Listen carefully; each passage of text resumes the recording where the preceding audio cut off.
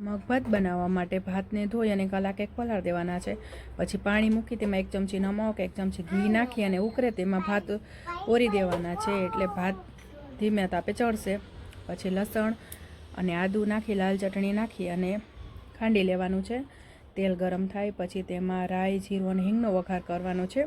લીમડો નાખી તો સારું લાગે, પણ મારી પાસે લીમડો અત્યારે નથી, એટલે મેં એમાં લાલ મરચાં સૂકા નાખ્યા છે અને તમાલપત્ર નાખ્યું છે।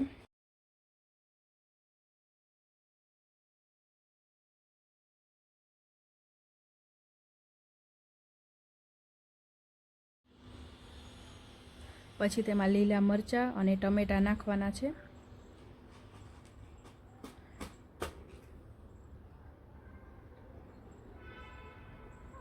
ટમેટાં થોડા તેલમાં ચડે પછી તેમાં સૂકા મસાલા નાખવાના છે।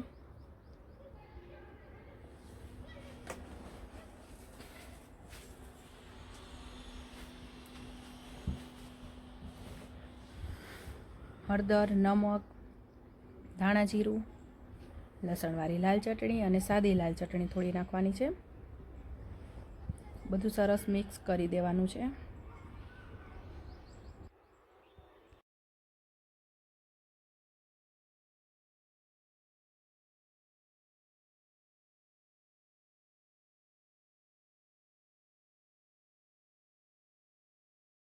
પછી તેમાં બાફેલા મગ એડ કરવાના છે।